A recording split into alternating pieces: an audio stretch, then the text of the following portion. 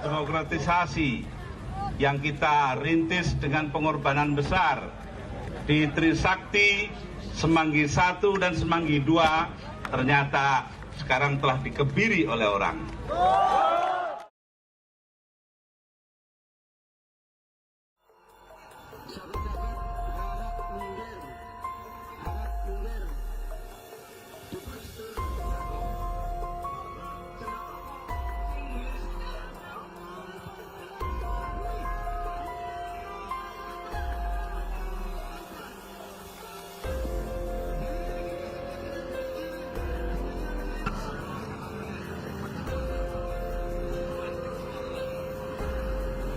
Menyatakan sikap untuk mendukung sepenuhnya terhadap presiden secara legitimit, dan barang siapa yang macam-macam untuk memprovokasi jatuhnya Gus Dur itu merupakan lawan kita yang pertama.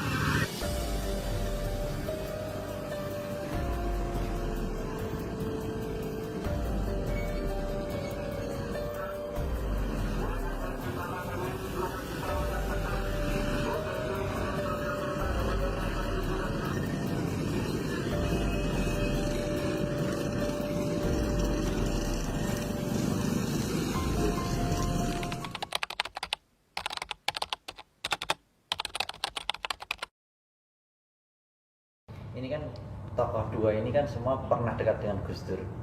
Kenangan-kenangan apa yang membekas sampai sekarang tentang Gus Dur gitu, mulai teladan sampai keramat nih ya. Kita kan NU ya perlu ada cerita keramat. Kan beliau berdua. Gus Dur itu keramatnya satu, nggak pernah mikirin uang. Bisa diceritakan? Ya nggak mikirin uang. Nah Gus Dur kemana-mana nggak butuh uang, nggak ada yang ngurus.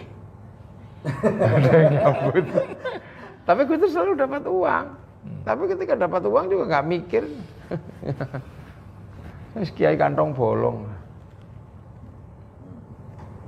Pernah menyaksikan di mana misalnya? Ya bukan menyaksikan, kalau saya dikasih. Ya. Tolong diantar ke siapa? Diantar kemana? Pernah.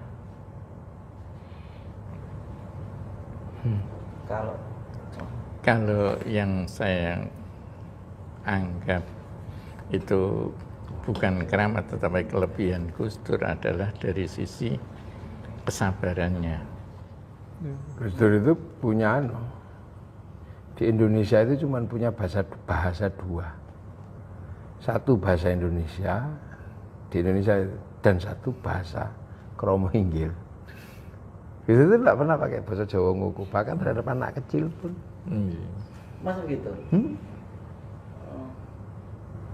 Menyaksikan sendiri? Lah kok menyaksikan sendiri mana yang bendina ya roh. Maksudnya di waktu itu kan Gus Mohaimin posisinya masih anak muda gitu? Enggak pernah, jadi sama saya kalau ngomong bahasa Jawa ya bahasa Jawa halus. Betul, saya merasakan waktu saya sowan dengan Gus Nadif Zuhri untuk mendirikan PKB di Jawa Tengah, Gus Dur ya menyikapi waktu itu yang saya sebagai wakil ketua di PWNU, Gus Nadif sebagai Katib Suriah PWNU. Ketika menyampaikan ini, bahasanya Gus Dur leres. Tidak ada, yus kowe wis ngurusin ndak, tapi Jawa Tengah PKB kula serahkin jenengan. Bahasanya seperti itu. Ya. Jadi artinya walaupun dia posisinya sudah menjadi Dewan Suro ya waktu itu ketua umum Dewan Suro. Ya, iya seperti itu, betul. Memang sangat menghormati dalam berkomunikasi itu, sangat hormat menghormati orang lain. Apa pelajaran lagi Gus Dur yang dirawat Gus Dur, dibesarkan? Ya Gus Dur itu tidak pernah bisa lihat penderitaan,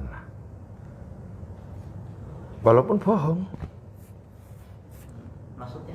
Jadi misalnya ada tamu cerita tentang, udah tahu tamu itu bohong, tapi dikasih sangu. Oh gitu? Loh iya itu Gus Dur. Kayaknya gitu, Gus Dur itu bohong, itu goro. Ya. Ya pun lah, tugasnya dia goro, tugasnya kulo ngenehi. Saya pernah juga itu waktu itu dengan sekretaris PWNU saat itu, yaitu Pak Nasuha Mahali. dia ke taman waktu dia baru saja mendapatkan hadiah dari Mark Sai dulu itu. Apa? Dari apa? Dari Filipina itu. Itu apa ya? Kayak Nobel gitu lah. Nobel, dia Nobel. Terus tiba-tiba ada orang datang mengaku orang Malaysia dan mengaku ayahnya dia sahabat Mbah Wahid Hasyim gitu. Ya dalam rangka syukuran untuk mengakrabkan silaturahmi itu, ya diawali dengan mengadakan pesta, diundang, Gus Dur diundang gitu. Terus tapi hari berikutnya sudah mulai pinjam uang gitu, pinjam uang sekali dikasih, sekali dua kali dikasih, sampai yang ketiga kali diingatkan Gus Dur, Gus, apa orang itu nggak nipu Gus? Jawabnya dengan enteng, ngerti aku nek dene nipu aku. Ngapusin. Tapi udah keluar berapa saat itu 600 juta gitu, ketinggalan 600 juta. 600 juta dia dari Filipina itu. Tapi kan Jadi Gus Dur itu tahu pelajaran itu saya sering pakai. Kita sering pakai. Ada orang bohong itu bukannya kita nggak ngerti. Dan kadang dia semakin pede. Karena dipikirin itu Gus Dur nggak ngerti. Dan saya juga kadang menikmati. Sekarang misalnya saya dalam posisi sekarang ada orang yang dia merasa lebih hebat, apa. Jadi bohong, saya menikmati itu. Ya, syukur. Jaluk sangu, ya sangu. Saya kadang tak contoh juga. tapi kan yang buat nyangoni ada. Nah ya itu untungnya Allah itu milih saya yang kebagian nyangoni, bukan yang disangoni. Ada dukun terkenal di Jawa Timur. Kalau ceritanya panjang dan lucu ya. Tapi nggak usah tak ceritakan lucunya. Ya diceritakan sak lucunya. Nggak mau lucu itu. Iya. Jadi kalau ada orang sana itu dia modelnya kesurupan itu. Nanti ada penerjemahnya. Nah penerjemahnya dia ngomong minta sapi. Satu ketika saya sama Gus Im, adik yang paling kecil.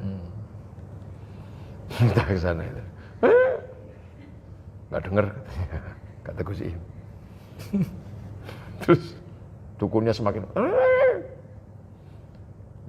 kata penerjemahnya minta sapi, Pak. Enggak, saya nggak dengar sendiri. Iya sapi kata dukunnya itu nama iya sapi. Nah, udah tahu lah kita itu bohong gitu ya. Nah satu ketika kita diutus itu tuh bawain uang. Yang ngutus Gus. Kasihkan. Padahal kita cerita itu dukun palsu. Nggak apa-apa, waktu kasih DR itu dukun palsu.